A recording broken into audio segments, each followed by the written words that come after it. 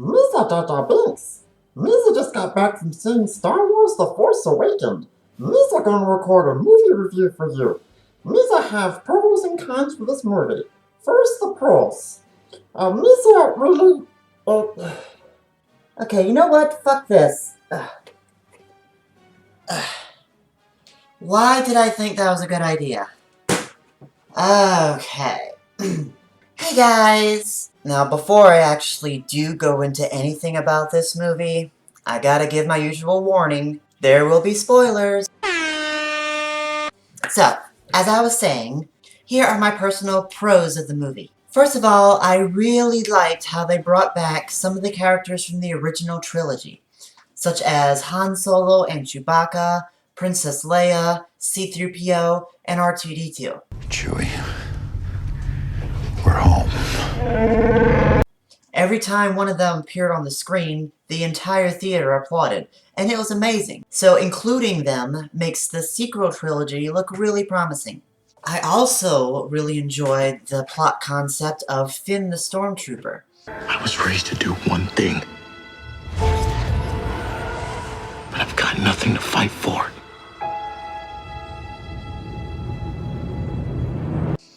Throughout the original trilogy, the Stormtroopers were just stupid soldiers, and they had no individuality at all whatsoever. Nobody really even gave them any thought. Well, The Force Awakens changes all that. I mean, a stormtrooper that makes his own decisions and decides to leave the dark side just simply because he just don't like it? That's unheard of, and that's why I like it. I'm also really fond of Rey. I think the idea of a female Jedi is fucking awesome. Rey is an amazing character. She's a scavenger on the desert planet Jakku, and she's searching for new adventures. I hope that women and men all across the world can see something they relate to in Rey. In a strong woman who does her own thing and has her own story. Where do you come from? Classified, really? Well, I think people are going to love Rey. She is vulnerable and innocent, but at the same time, you do believe that Rey can become really strong and she can really kick some butt. In the prequel trilogy, we had Anakin Skywalker. In the original trilogy, we had Luke Skywalker. And now, in the sequel trilogy, we have the third generation Rey Skywalker. Now, it was not blatantly stated in the movie that Rey is Luke's daughter, but there's just so many things that point to it, it's almost impossible to ignore. First off, how the hell is Rey able to use so many Jedi powers without training? Also, why else would Luke's lightsaber pick her as the new owner? And why, after so many years that R2-D2 has been in sleep mode, suddenly he's awake and ready to party once Rey gets near? Just like he always was with Luke. Oh, speaking of adorable droids, what do you guys think about B-88? I think I'm gonna go with she. I mean, it's a droid, it's genderless, but I always assign a gender on something unless I'm told not to. But I'm gonna say BD-8's a girl, so B-88 is so precious. I want one. I just want to hug her. I want to, like, throw stuff and let her retrieve them. And oh my god, she is so precious. I want one. Please welcome BB-8.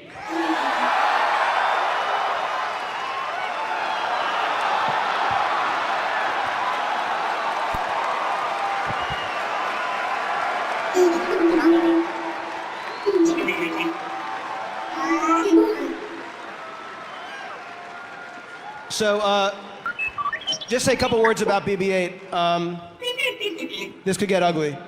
Is there a little rivalry between them? So BB-8 was a creature that was performed. We talked originally about. Could you guys keep it down?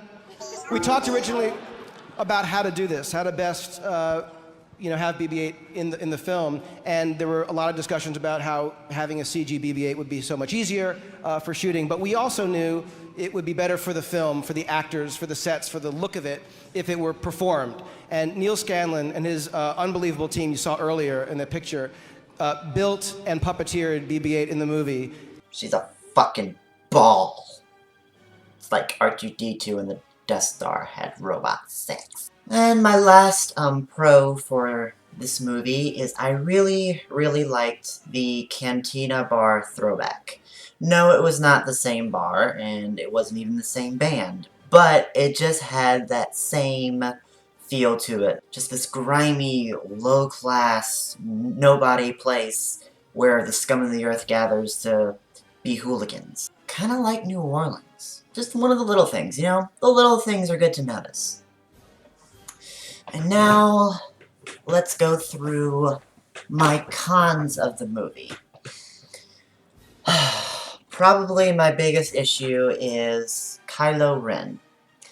Alright, this guy was supposed to be the new Darth Vader. Nothing will stand in our way. I will finish what you started.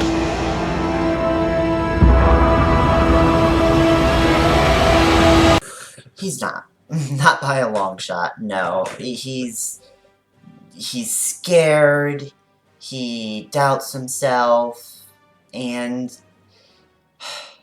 he's too pretty. You know, that's going to sound weird, but when he took the helmet off, I was really disappointed. To me, Kylo Ren is too much like Anakin Skywalker, not enough like Darth Vader. Many fans agree that in Episode 3, Anakin Skywalker was an obnoxious, whiny little bitch. But then, he almost dies, and suddenly he is one of the biggest badasses in science fiction history. So Kylo Ren just didn't meet up to that. And I don't know, I also not really certain how exactly the son of Han and Leia would go to the First Order. You know, I'm not really sure how that would go about. To me, that's a huge plot hole. I feel like we should have been told more about Ben Solo becoming Kylo Ren. I don't know. I mean, maybe that'll be revealed in Episode 8 or 9, or some of the other like anthology movies that are coming out between them. Like seriously, there's Star Wars movies like set up like one per year over the next 5 years. I'm not kidding. Look it up.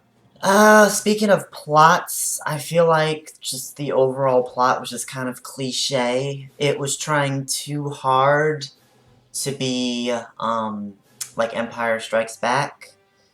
'Cause, you know, Empire Strikes Back, it was an epic lightsaber fight between father and son. Well, in Force Awakens, we have an epic lightsaber battle between cousins. And I don't know, I kind of feel like the main protagonist and the main antagonist don't always have to be connected through family. I don't feel like that's necessary. In Episode 1, Darth Maul didn't have any connections to any of the protagonists, and he was so fucking badass. I think the whole, no, I am your father, should have just been a one-time deal, a one-time shocker. And, you know, just kept how special it was, and kept how unique and unexpected it was. Versus, you know, just, I forget his name, but the giant-ass guy on the throne, just casually telling Kylo Ren that your father is here. Like, well, shit, that was like, no build-up, thanks. You know, just, I don't know. Cliche. In my opinion, cliche. You know what else is cliche? Love stories. In the prequel trilogy, there was Anakin Padme. In the original trilogy, there was Han Solo and Princess Leia. And now, in the sequel trilogy, I'm dreading that it is Finn and Rey. Why can't a male and a female protagonist just be friends and kick ass as friends? You know, it's really gotta be a love thing. Is that necessary for every trilogy? Is it? Is it really? I don't think it is. That too is cliche now. It's been done twice. And last but very much least, my biggest con of the movie, Han Solo! Why? Why Han Solo? Oh my god!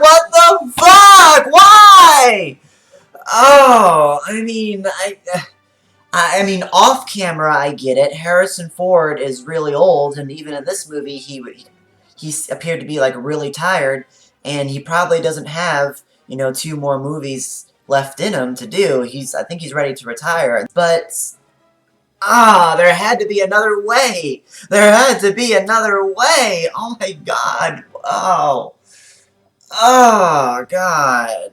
I don't know. Maybe they just wanted to give Kylo Ren some kind of redemption and like just make him not look like such a pussy and make him do something like not pussy, which that was. Killing your own father is not something that a pussy would do. And I guess they just want to really establish a hate for Kylo Ren, and I think they got it. Misa give Star Wars The Force Awakens 8 really pissed off Wookiees out of 10. That is my complete review of Star Wars The Force Awakens. I am very intrigued, very interested, and very much looking forward to the next 2 episodes in the series. And when they come out years from now, just check right back here on Bad Girls Bitch Blog for another review. But until next time, Bad Girls salute! Bad to the bone. Bad to the bone. Bad